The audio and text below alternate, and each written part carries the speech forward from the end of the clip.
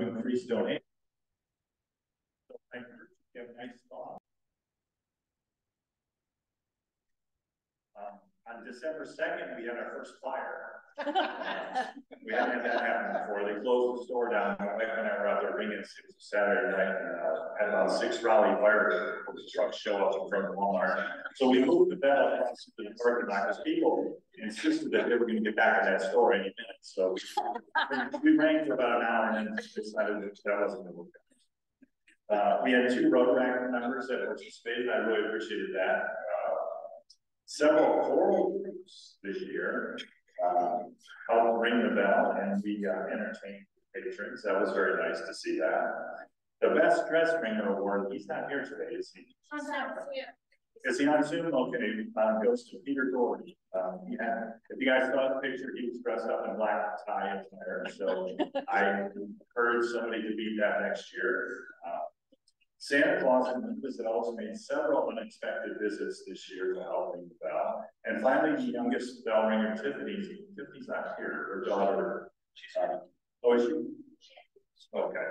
Her daughter, who is only 7 years old, is out there ringing, and she's adorable. So I'd like to recognize the following people that rang 10 or more shifts this year. That includes Richard, David Coates, John Cannell, Tommy Keller, Shakima, Sarah, Patty, and yours truly.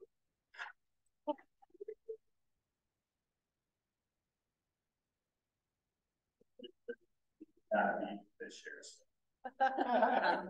Like Detroit, it's always next year.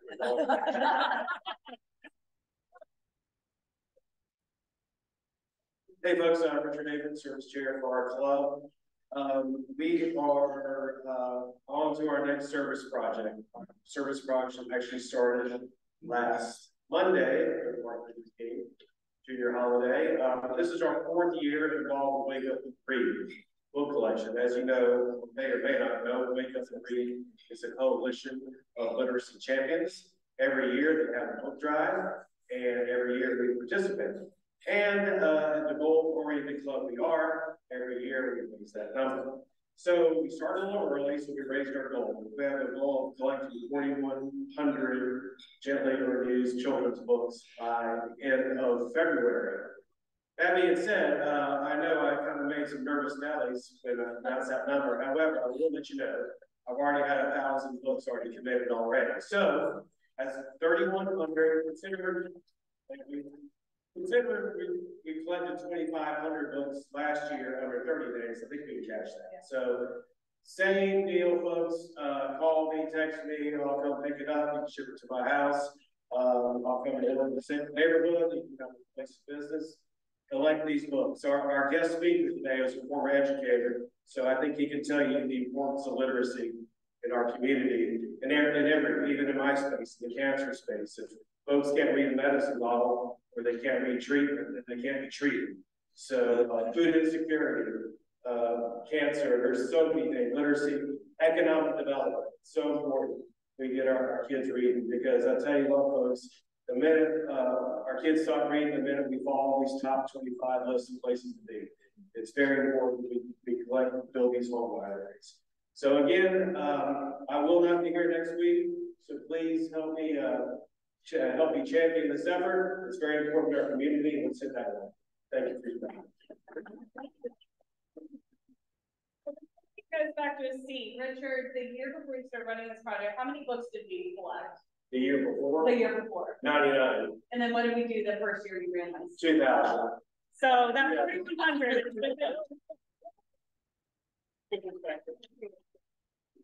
Okay. A few new generations things before we move on to membership. And I see here made his way up here. Richard Watkins, can you raise your hand real quick? So if you have any questions about what I'm about to say, please go see our new generations chair, Richard Watkins, after this. Next week, we're going to have a really great business portion of the meeting, because our Rotary Youth Exchange student, Sovereign, will be here with her family. We're going to do a country reveal of where she's going to study. So that's going to be very exciting. District Chair of RYE, Johnny Whitfield, will be here. Richard will be up here talking more about that. And he's also, Richard's going to talk more about the need for our club to find some host families for the international student that's going to be coming over here. So I wrote a few things up there about kind of what we're looking for. We'll go into more detail about that next week. The other new generations thing we have going on is Rotary Youth Leadership Academy. And this is for high school juniors, right, Richard? Yeah, do you want to come up and say anything about it, or you want me to? Yeah, I'm surprising them. Yeah.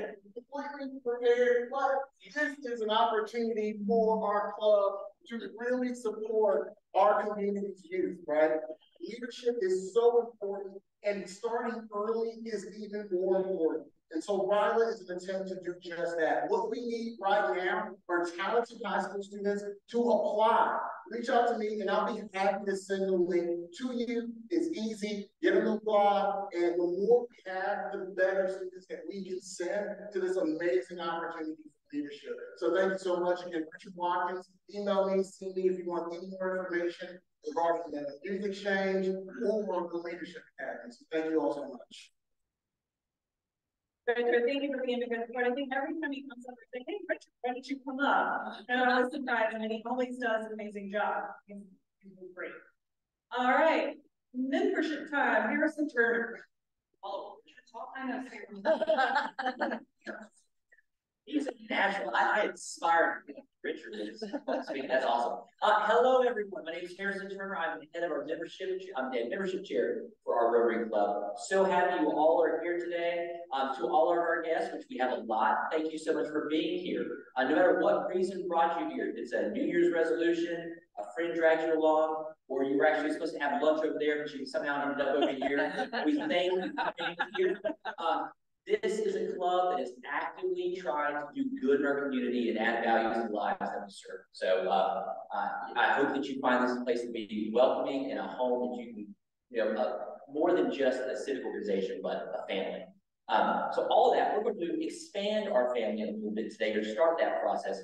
Can I get Pamela Blizzard as well as Mark Tang to come up to the front? While they're coming up, I don't think we had enough there, but we actually had our new member orientation this past week. We had 9 people show up to the new member orientation. I think the one we had before that, there was over 15. It is so wonderful to have new membership orientations with that many people that are engaged and ready to get out to our communities. Mark, this is your first reading today, but you were already at the new member orientation, which I really appreciated. So glad to have both of them up here today. We're going to start with Pamela Blizzard. Pamela Blizzard, you're actually part of the Southeast Raleigh Rotary, transitioning over to the Rotary Club of Raleigh. So with her being a transition and an active Rotary member, she'll have her first and second reading today, and we'll be inducting her at the next meeting. But Pamela has an extensive list of service. I'm going to just hit a couple of the highlights. And for some of you, Pamela, her name might sound familiar. There's a reason why. So she's a committed board of directors volunteer serving on the boards of directors locally and nationally. She serves as president of the board of Bernie Cole's Theater Company and chair of Girls Make Games, both located here in Raleigh. How you might know her from a Rotary standpoint is she now serves as the Innovative Clubs Advocate of the District 7710, which is our district for Rotary International, which helps clubs launch new startups to build a new field of new Rotarians. So we're really excited to have her be a part of our club. Professionally, Pamela led the founding of Research Triangle High School in 2011. She was the managing director and CFO during 2019. She also, in 1999, was one of the founding teams and part of the board for the Raleigh Charter High School, which has been listed as one of the top high schools in North Carolina for years, correct? And then she also received her MBA at Santa Clara University and her urban studies at Brown University, MBA there. We're extremely excited to have her be a part of our family. She's already done so much for Rotary, and I'm so glad that you're partner with us. Thank you, man.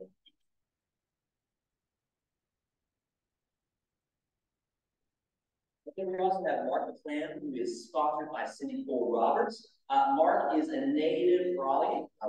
Is it Raleighite?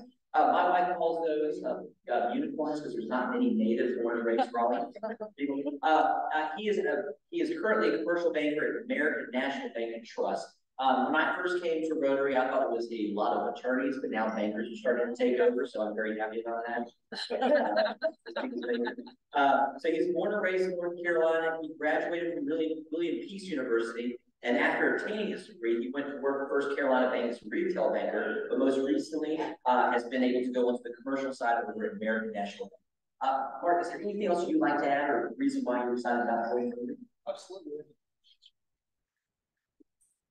So a few things about me also. I'm also serving deacon at Capital Community Church here in Raleigh, North Carolina. I also spend Sunday nights in a children's ministry called Adventure Club at Capital Community Church, where we teach children the Bible.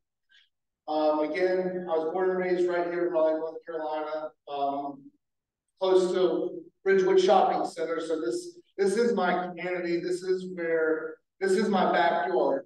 And it's so important for me to be able to meet new people, and most importantly, to reach out to the community and to help those who are less fortunate, and to just build up my community. I think now more than ever, it's important for men and women to rise up and to help our community in which we live in. And so I'm eager to join and excited, and just looking forward to all the opportunities to serve. Thank you.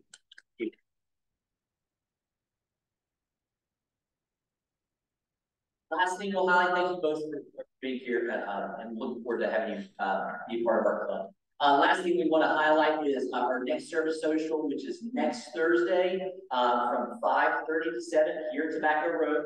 As always, for those who might not know, we have a service social. We call them service socials, excuse me. Well, actually, this is this Thursday, not next Thursday. Thank you, guys. So it's this Thursday. You can come next Thursday if you want.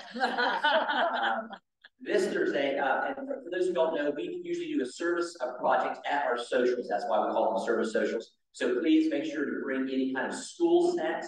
We support local middle schools in the area and providing snacks to the teachers so they don't have to go out and get snacks for kids themselves. That is it for Rotary membership. Thank you, Harrison. Pamela, thank you so much for your membership transfer to our club. We're, as Harrison said, very excited to partner with you. And Mark, it's clear that you have a heart for Raleigh and for the community, so very excited to have you in the club as well.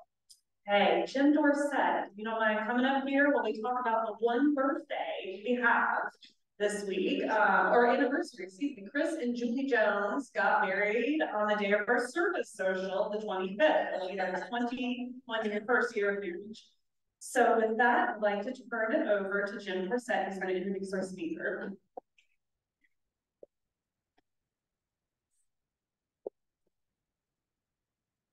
So I'm Jim Dorsett. It's a privilege to be past president of this club, and I'm grateful they let me come back around time. It's really an honor to introduce our speaker, because I was listening to Tommy's wonderful invocation and words about leaving the world a little bit better than you found it, and I think that's what our speaker was all about in his life. So Eric Guckian was the first in his family to go to college and went to Colgate University, where you won't be surprised to learn that he played football in addition to being an outstanding scholar and obtaining a Bachelor of Arts in English. After graduation from Colgate, he went to work for Teach for America. So he's just has a lifelong passion for education, and he worked as an elementary school science teacher in the South Bronx. So apparently Colgate does a decent job of teaching science as well as English literature. Eric wouldn't have gotten much past for Eric became executive director of Teach for America as well. He went on to Harvard University and obtained his master's degree with a focus on nonprofits and organization. And then from 2013 to 2015, Eric served as senior education advisor to the Office of the Governor of North Carolina. So Eric, showing his bipartisanship, advised both Governor Hunt and Governor McCrory as senior education advisor, and he was able to achieve the largest teacher salary increases in the nation. We need that again, Eric. Get back to the call. And that is, then he, I think I mentioned, he was president of Leadership for Education Equity in Washington, D.C. But he, realizing that indeed North Carolina is the best state in the nation in which to live, and that Raleigh is the best area in which to live, Eric returned in 2017, I believe in May of 2017, to lead the United Way of Greater Triangle. The mission of the United Way is to erase poverty and increase social mobility. And it does this by partnering with over 90 organizations throughout the Triangle. And Kirk Warner pointed out to me that our partner Byron Berkeley was chairman of the board of the United Way. He's the immediate past chair, I believe. But the United Way has attracted thousands of donors, small donors, large donors. And those dollars were injected into these 90 good causes throughout the Triangle and do so much good in this effort to erase poverty and increase social mobility. So I think our organizations have a lot in common in their mission. And so let's give a warm Rotary Club of Raleigh welcome to Eric Guckian.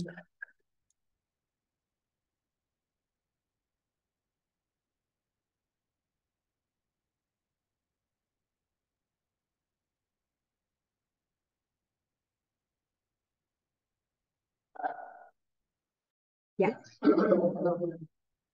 Hey.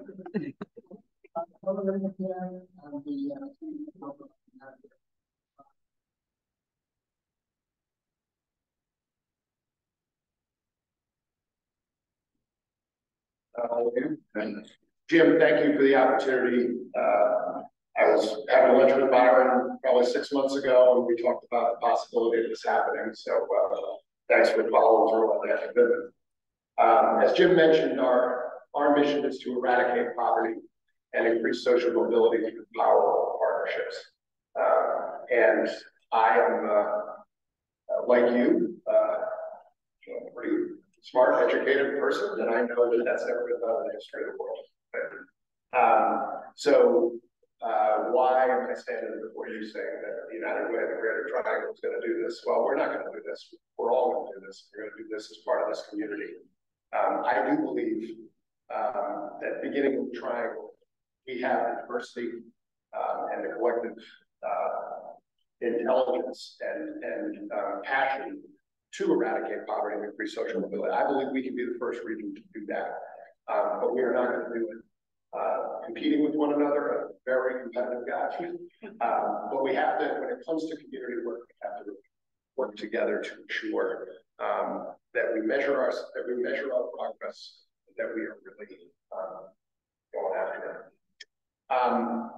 So I'm going to ask a few questions of you before we do the Q&A. And the Q&A, I'll get to the Q&A pretty quickly. I like that conversation with folks.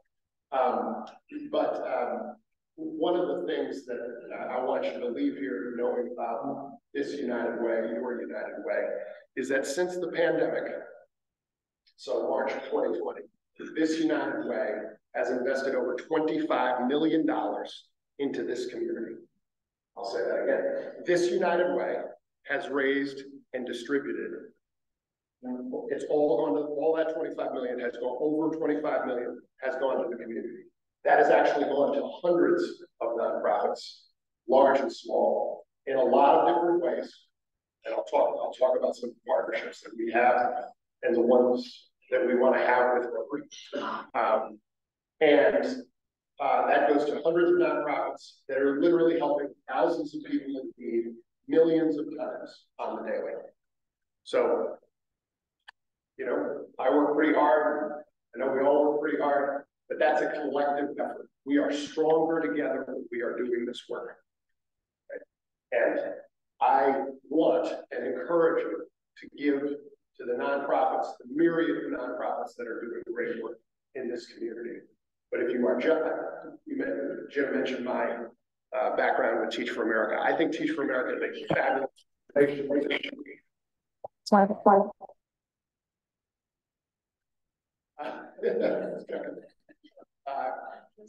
hard enough for you to hear my voice. If I start hearing my voice, it's not going to come. You know, my wife is a Teach for America alum. We met in the South Bronx in New York. She's from Warren County. We came down here 5 years later. Here we are.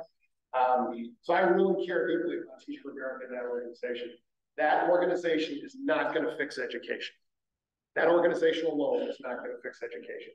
It's going to take all of us. It's going to take Rotaries. It's going to take school superintendents. It's going to take teachers. It's going to take both sides of the aisle. And it's really, really hard work. But if we work together, we measure our success, we invest, we convene, and we amplify those victories, the world gets better. Now, Jim mentioned, you know, I was in the McCrory administration. Remember all the bathroom stuff. Before the bathrooms, it was teacher pay. So I was right in the middle of all that controversy, and we managed to get the 2 highest teacher raises in the country, right? Those 2 years. And as Jim mentioned, we have a long way to go in education. But if you keep working together, great partners like Pamela and the Charter Movement, there's lots of different ways that we can get things done. And that's why I'm at United Way. So I had no previous United Way experience when I took this job. And you know, let me ask you, what do you think of when you think of United Way? And don't spare my feelings. Corporate campaign. Corporate campaigns. Raise your hand or just shout it out. Your logo. The helping hand. The logo, yeah, it's a really famous logo. Yep. I'm glad you put it on there. Pamela. Status quo. Status quo, I love that. And now we're being honest. Great.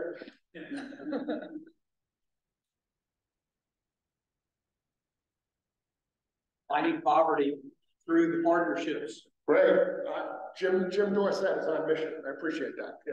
Yeah. As a nonprofit recipient of United Way, grant awards are a beast. Great. Great. So you see me playing with these. How many people are Swifties in here? Taylor Swift. Just me. How many? So I got 2 daughters. Okay, I got 2 daughters, and if you are not down with Taylor Swift and you have 2 teenage daughters at home, you're not going to live in that house forever. Right? So I am a huge Swiftie fan, right? And one of the things that Taylor Swift does is when you go to her concert, you make these friendship bracelets. And one of the friendship bracelets, I'm going somewhere. We're talking about Taylor Swift. So we put these things together, and she's got a song called "The Story of Us." It's one of her first albums. I see a Swiftie here, right? In the story of us, like halfway through the song, she says "next chapter," and I would say that we're in the next chapter of our organizational development. This United Way has, I think, pretty radically changed the way we do business. And we're committed to changing to and I'll lead into this. So when I took over, they asked me in the interview, I think Byron was part of that interview, what do you think of when you think of United Way?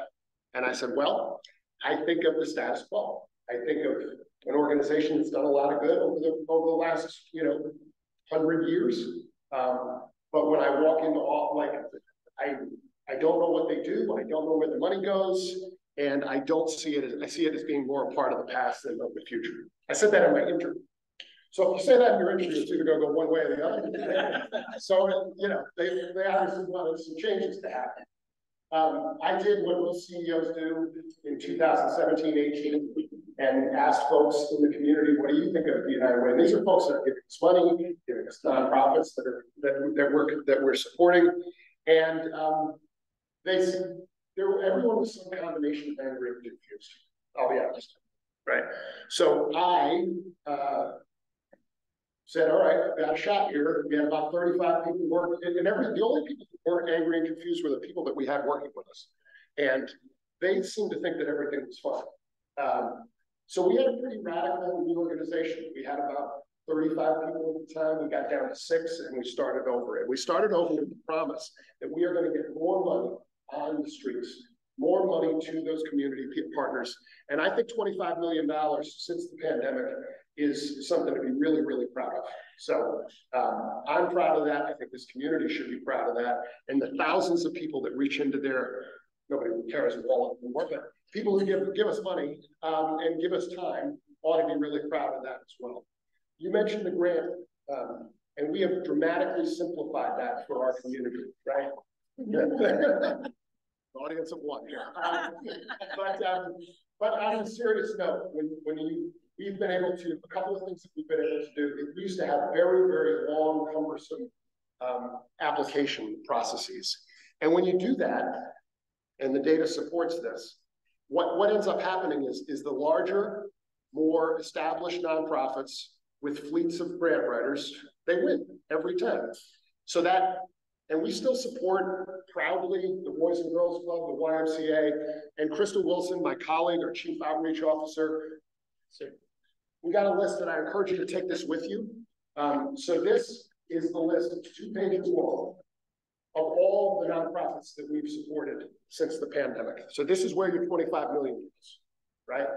And so it was a dramatically simplified process for our nonprofits whereby they just tell their story. You don't have a lot of room. Here's our mission. Here's how we measure. Here's our mission. Here's how we measure our impact. And here's why we do what we do. Pretty simple, right? Anything else can be found on a 990, or we can do their own financials. But it was quick, it was simple. We had over 500 people like you, read and score those based on a rubric. And all that data was rolled in. So it's not about who has lunch with me last, right? And frankly, that's the way a lot of United Ways used to do it. It's a data-driven process where we look at the numbers and that's how we make our decisions, okay? One of the other things that we took a look at when we looked at our portfolio 6 years ago is that I mentioned that sort of imbalance of power is that most of the organizations that we were supporting were led by people who look like me. And there's nothing wrong with looking like me, but they were led by white males. And we had less than 15% of our organizations were led by people of color, which is dramatically different. That doesn't square with the population of the triangle, and it certainly doesn't square with the populations that we are serving. So we took a look at that. We just said it was wrong. And not only did we say it was wrong, but the strategy that we devised was a strategy called 10 to watch. And so we developed a process whereby organizations that are led by either women or people of color have an opportunity to apply.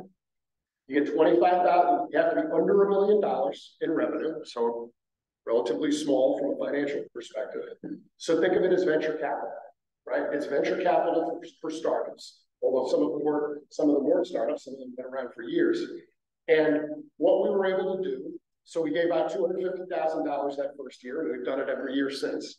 And our entire portfolio has changed from 15% led by women and or people of color to 81% led by or people of color. And so that is more in line with our population and with our values and what we care about. And that is, I think, real dramatic and measurable change. Not because I said so, but because it was led by the community. And based on, we were able to give other organizations the opportunity to access us and to trust us, right? And so that's what we're about at United Way of the Greater Triangle. And that's some of the work that we're doing. That's a little bit about our next chapter. Some of the partnerships that I want to talk about. I mentioned 10 to Watch. We now have over 30 10 to Watch leaders that have, who's heard of Maggie Kane in here, who's been to a place at the table. Maggie was one of our original 10 to Watch members. So she is, I'm not cherry picking here. She is an example. Not everyone is like a celebrity, Maggie, but she is a celebrity. But Maggie was we were one of the first initial dollars of investment into a place at the table. And Maggie has now gone on her revenue has more than tripled over the last 5 or 6 years. And it's not because we invested in her, but by us investing in that, it's something that she can go around and say, hey, I'm a Tend to Watch member, United Way supported me, and it gives folks access that they wouldn't otherwise have. And then she can come in and tell her story. And frankly, it makes my job a lot easier, right? Because people can tell the people who are leading it on the front lines of these can tell their story. So that's what we're all about at United Way. And I know that's what we're all about. That's what you're all about here at Rotary. I've been in enough Rotary meetings to know that you're all about community-driven solutions. You're all about working hard and volunteering your money people, get the money people and time behind it and working together. So my ask today is that we work together, right? We're not in competition. We are very similar organizations, and we ought to be knowing what we're doing and support and knowing about the causes that we support. And when there's opportunities for us to force multiply our impact, then we ought to do that. And I think there's a lot of shared values here. So that's my ask. Look at these and some of the other partnerships that we've worked with and are working with is Band Together. So we have an ongoing partnership with Band Together. We have invested, we have raised and invested over $3 million. The first year, actually it's over 5 million. The first year that we did the partnership was for COVID relief for all of our partners. So that went to those 90 partners that Jim talked about. And we've also done a significant amount of work in the last couple of years for affordable housing, which obviously is an enormous issue in our community. So we've raised over $2 million for that effort. So that's power of partnerships, right? Power partnerships with Band Together, Tend to Watch, and these other ways in which we get together. A couple of other things from an investment standpoint is two people that I want to mention, some of which you may have heard of, some of which you probably have heard of these folks. This United Way, and there are hundreds of United Ways throughout the country. This United Way, we got early investment during the pandemic. We got an investment from Mackenzie Scott. So it's great that that was millions of dollars for us. It was great. It's a $5 million investment. We put that money to good use, as I mentioned. But how we were selected, I think, is really important. We were vetted by Bridgespan, which is a sister company of Bain and does the nonprofit work. And so they looked at, on Ms. Scott's behest, they looked at over 6,000 nonprofits nationally. And we were one of 365 that were chosen for investment, this United Way. We're one of only 2 United Ways that have been funded and supported by Peter Buffett and his Novo Foundation. Peter Buffett is Warren Buffett's son. So this is not, no offense to the grandfathers in the room, this is not your grandfather's United Way. We are embarking on a next chapter, and we are working together with places like with Rotary, Tend to Watch, Band Together, Peter Buffett, and Mackenzie Scott. But we have to be more of a household name here at the tribe. We have to work together to amplify our voices and to ensure that regular folks know what it is that we're doing and see us as a solution for the future and not the past. And I understand why we're not quite there yet, but I know that together we can do that. And I know that together we can eradicate poverty and increase social mobility through the power of partnerships. I will open it up for questions. I'm honored to be here with you. Yes, sir. Eric, thank you so much for your presentation. You said at the very beginning, you really got to hear your thoughts on this philosophical question. How can you eliminate poverty without eliminating extreme wealth?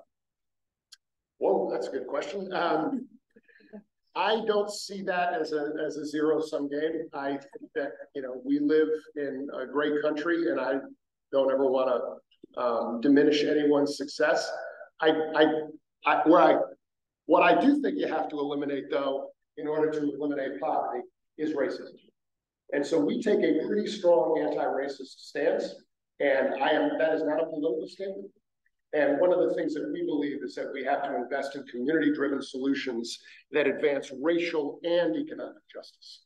And that is not a political statement. We just have to embrace the fact that this is that we as a country have to acknowledge what has happened and move forward. And then if you look at the data, I'm a big data-driven guy. If you look at the data, the vast majority, many of the problems that we have disproportionately affect people of color, Black and Latino and Latina populations. And those are the populations that we are serving. So similar to 10 to watch, we need to put our thumb on the scale sometimes to ensure that that's being addressed and being addressed directly. Yes, sir. If there's an organization that would like to be considered by you guys, where does that process start for them, and how would they know if they were qualified to try to apply? Yeah, that's a great question. You asked about how you apply if you're interested. Our website, which is still under construction, that's a great way to do it. We have a community impact fund that we do every couple of years, and we might be doing it again this year, so stay tuned. We have a band together process. We have a 10 to watch process. When there's an emergency, like the pandemic, we have a rapid response fund. So there are, we don't just, same way as we don't just raise money through campaigns anymore, we don't just give money out the same way. So there's a lot of different ways to access the application process. The website is a good place, good team. And I think, frankly, one of the best things that you can do is that process. It's fair, it's equitable, it's not burdensome. The only qualification that I would say is that you're doing good work. We have three pillars we focus on, and they're pretty broad. Equity and leadership, which is, you know, some of the 10 to watch what we're talking about. We also have cradle to career, so think anything from prenatal all the way to and through the education system and to the next generation in that space. And then healthy families, think healthcare, think housing, and think hunger. Okay. So that's pretty much breadth of what we do. Yeah. Have you ever partnered with Rotary or any Rotaries in the area before, and either on a grant or on actually boots on the ground as sort of a project? And if you have or have not, would you be interested in doing it again? I am very interested in partnering with Rotary. I have gone to some Rotary meetings and have not, you know, this is not me, not following up with what you're talking about, writing grants together, doing community service. Crystal Wilson, you can stand up, Crystal. I'll introduce you really quickly. Crystal is our chief outreach officer, and she has been, she and her team are devoted to this idea of getting community service. I mentioned the $25 million that we put into the community. And I also said we measure, invest, convene, and amplify. The convening of how we you know, organize to be some of the great stuff that you were doing with Salvation Army and some of the other stuff that is being led, really impressive. Wake Up and Read, another funded partner of ours. We measured by convening hours, right? So it's the first time we've measured convening hours in my history. At the time I've been there 6 years. So this year we put an ambitious goal up of doing 30,000 convening hours, right? And we hit that thing, I don't know, like 2 months ago. We still got another 6 months in our fiscal year. So we've already well surpassed 30,000 convening hours in 1 year, this United Way. And I know that if we partner with other Rotaries, that'll be supercharged, right? So we want to have 100,000 community convening hours, because again, when people are rolling up their sleeves, getting their hands dirty, engaging in it, that creates lifelong advocates and community advocates. And that's what this is all about. It'll create more Rotarians. It'll create more supporters and partners with United Way and all of the other partners. Again, we're not in competition with any of you guys. This is how we get better. And we're certainly not in competition with Rotary. This is jet fuel for the work we're all doing together. So. I'm eager to. I have not followed through, and Kristen has followed through, but she's really good at her job. What other questions? Sure. Are you in Raleigh, Durham? Are you trying? We are in RTP. If any of you have been to Boxcar, we are right there in that office space. We're right where the Triangle Community Foundation. So we're kind of right on the border, which is where we need to be, because I didn't mention this, but we serve Wake County, Durham County, Orange County, and Johnson County. That's what the greater triangle. Curious, yes, what sir. percentage of your financial fundraising is from individuals versus corporations? Just a rough idea. Yeah, I would say we have a lot of work to do in our individual giving. That's a big growth area for us. I would say corporate is about 60, maybe closer to 70. Foundations is about 15 to 20 to 20, and then the rest is, so maybe 10 or 15% is individual. Obviously, there's individuals in all of those corporate campaigns, but our individual giving is a big area of growth for us. You've got is it a Michigander? Woo! Wolverine, yeah. Wolverine. Are you? Went to U of M. I know you went. Wolverine. I'm Wolverine. Yes. You Yes. grew up in Flint? Yes, and I just met. I'm from Flint. Yes, the water crisis. Yes. So I was gonna say. I know. A lot of friends in Detroit. So yay. Got a good chance for a day.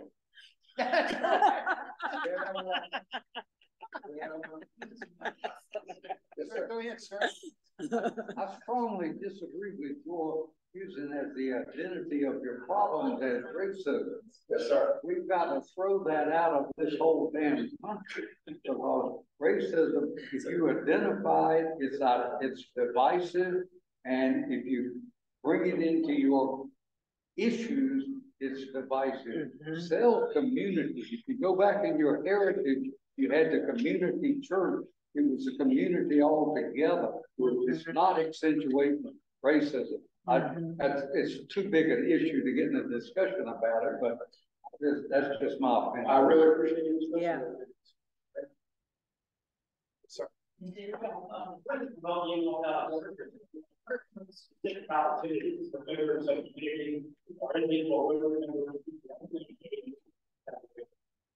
Yeah, Crystal, I'm gonna let you take that one. Yes, so we actually have, and I have a QR code here too, but we have some upcoming events that are already planned for the year. So if you take a look on the website, or even if you scan the code, you can actually sign up for those events. So we're super excited about that. We do have one for February. It's the 21-day Racial Equity Challenge. We have a week of service coming up. We have a habitat build that's going to be in 3 different counties on the same day. And then we also have like a day of action as well. So we've got those lists on the website, and we're ready for those people to kind of get over and to sign up as you see fit. So great question. Can you just post it on the habitat? Yes. You did that. Wonderful. So awesome. One more question. Yeah, or none more. That was a great way to end it. Thank you all for your time.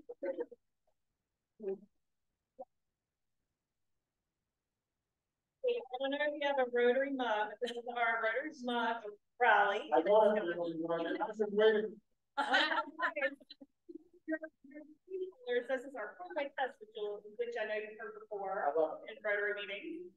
So we say that at the end of each one. So excited to figure out how we can partner together, and the habitat sounds like a great idea. Thank you. Appreciate it.